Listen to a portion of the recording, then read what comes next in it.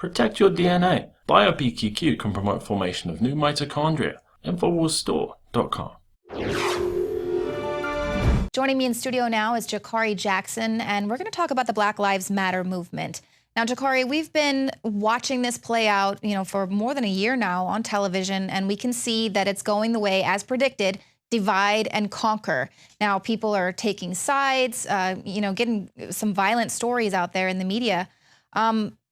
But, in its heyday, when it first popped off, I really got behind that movement. It was a divine spark of revolution from the people who were fed up with police brutality. Militarization of the police was on full display. You were there, a witness to it. And we're not really hearing about, a certain aspect of the movement. Why is that? And talk a little bit about it. Well, back in August of last year, myself, Joe Biggs, and Josh Owens, our photographer, had a chance to go out to Ferguson, Missouri, and we saw a lot of peaceful demonstrations. Of course, we know that things did happen out there. They burned down the Quick Trip store, and, some looting and other things happened. I'm definitely not trying to downplay that. But when you talk about Black Lives Matter as a whole, what you see now, Leanne, is a very narrow view of activities by some of the people in the movement. Case in point, they'll show you a clip of guys beating on the hood of somebody's car or going to some veteran ceremony and interrupting it or harassing people at dinner. And once again, that stuff does happen. But what they don't show you is, 2,000, 3,000 people walking peacefully down the street. That's a news story for like 6 minutes. Right. And then it completely disappears. Or people, assembled peacefully, in the street. Maybe they're blocking traffic, maybe they're not. And that's one of the things I'm going to start with right now. I have this video from last year. Peaceful protesters confront St. Louis police state. And just go ahead and take a look, and we'll talk about this afterward.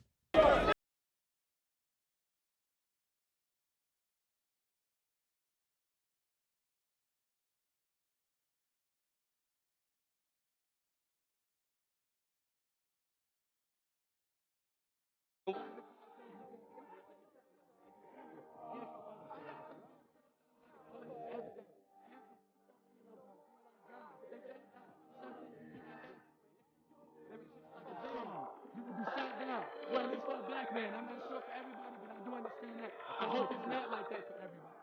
It shouldn't be. It should not be like that for any human being to live on this planet. We breathe the same blood. We are from the same descendants. There's no way one person can tell us, or one other people can tell us what and what we cannot do. That's something as an actual people community. That's not something we cannot happen at all.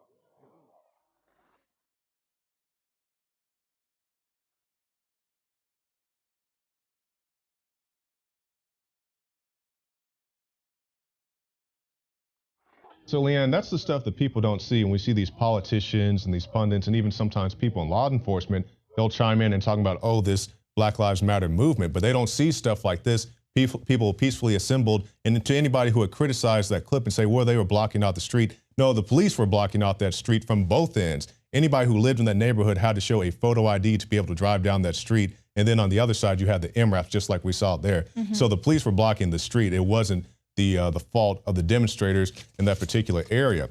And this is another thing that I believe this was the next day or 2 days later when we were out there in Ferguson. Like I said before, these guys, anybody who wears a Black Lives Matter t-shirt and does something sensational or criminal, even in some cases, it's the sensation of the week. You can't hear enough of it. You see it on every news channel. But when you have 2,000 people walking down the street peacefully, minor traffic issues, nobody wants to talk about it. So let's take a look at that clip.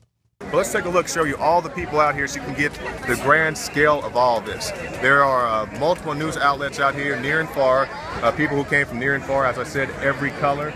You can see they completely fill the street out here. We've seen the state troopers out here. Thus far, we have had no problems with them. We have not seen any heavy armor, no riot shields, no MRAPs. Hopefully this will continue and you can show that people can have a good, wholesome time without the police state pointing guns at their heads. You notice the people are better behaved today without a gun pointing to their head than they were when people were aiming guns at them, throwing smoke grenades at them. This is what they want. This is all these people want, to live peacefully and have a peaceful solution to the situation. You can find more reports at Infowars.com. So you saw, Leanne, was it 2,000, 3,000 people out there? No looting, no rioting, nobody got injured that I'm aware of. But these are the stories that you don't see, and I really wish people would know more about this. But once again, as I said, they're looking through a very narrow view of the story that some people want to. They don't want to talk about all these people. And truth be told, Leanne, if I wasn't there at some of these events, I wouldn't know this stuff happened either. Because when you turn it on your mainstream networks, you don't see that. You see the guys with their pants down, you know, burning down buildings, and once again, that stuff happens. But this good stuff happens too. And now we're moving on to a clip of a Marine that I had a chance to meet out there in Ferguson, Missouri. And this just shows you the diversity of people who are out there. It's not just black people from in that community. You had white people, a white Marine coming from a different community who showed his support for the crowd out there.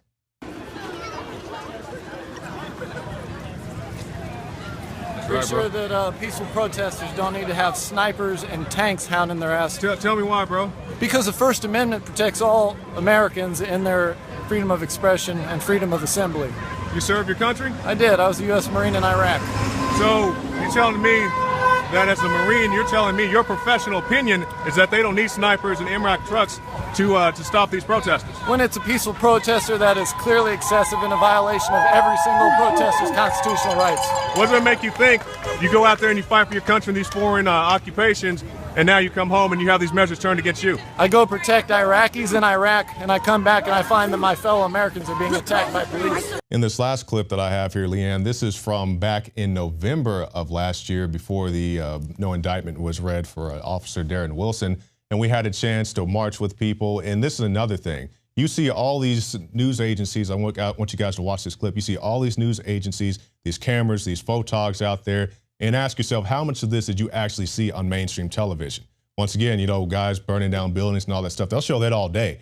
But when you have nice people, you know, white women, black women holding hands, you know, old people, young people, people from inside the community, from outside the community, they come together for a good, peaceful march that should have garnered much media attention, and it got barely none. Right. And this is police accountability. Protesters take their message across St. Louis. And so by stopping the streets, we're not only showing that the government, quote unquote, does not have power over us, but that the structures themselves are what need remedying.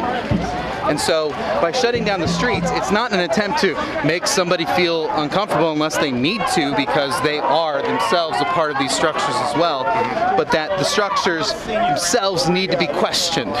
And in this instance, they need to be changed, because the structures of injustice that created this situation are that which have continually been a part of the American justice system to begin with, and that's that people of color, people of gender, people of low economic status have been continually marginalized and have been the object of violence.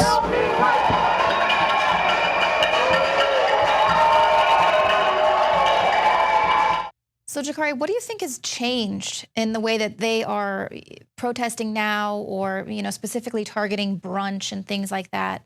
What's the difference, and do you think that that could be creating some division with? Well, when you see stuff, just like you mentioned, I know the clip you're talking about, when they interrupt somebody's brunch, or that veteran that I mentioned earlier, they go to a ceremony and interrupt that. I don't think that's so much helping the movement, but once again, that's not all inclusive of the movement. Just like we've seen things like the Occupy movement. Anybody can go get a T-shirt that says Occupy or make a sign that says Occupy. They may go do something that the rest of the group doesn't recommend. The same thing like a group Anonymous. All you have to do is go buy a Guy Fawkes mask and turn on the lights in your mom's basement, and you can put out your anonymous message. So to anybody who would be so harsh to come down on these groups, I definitely would tell them to look more into the larger groups, to the group at a large, as opposed to just these negative incidents that we have seen. Well, do you think George Soros is influencing it at all? Well, we know that guys have been paid to protest and do things. We've seen very prominent people within the Black Lives Matter movement say that they are, or they don't want to go protest until they get their next check. We've seen those reports. We put those reports out. So we definitely know there is co-opting going on, but just like anything, it can be co-opted, but you also have people at the grassroots who really want the best for their community. And I agree with that. And that's kind of my argument out there, is like, we don't want to throw those grassroots people, the people that truly want to make a difference, under the bus just because, you know, we kind of see what's going on. It's more educating those people to understand that they're getting played, and the media is going to sort of look at them in a certain aspect for certain things that are done. That's why I don't want to throw the Black Lives Matter movement to the wayside. Just want to make sure that, you know, the full story is being told. And also, I would add that I would like to see it expand beyond these incidents of police brutality or questionable police actions, and go into things like abortion or even black on black violence, you know, get to the point where all lives matter. So it's not just when a police officer does something, but just have a good vibe all the way around. Yeah. Well, that's racist of you to say that. In the past decade, we have witnessed unparalleled scientific discoveries in the area of health. But no one has put together a formula that focuses directly on brain health, nerve growth factors, and optimizing your cellular energy at the same time. DNA Force is one of the most expensive formulas to produce. Some of the ingredients in DNA Force are $12,000 a kilogram. We are using the coveted, patented, only American source of PQQ, CoQ10, and more. You want the best that's out there at the lowest price anywhere? Well, we're bringing you a total win-win.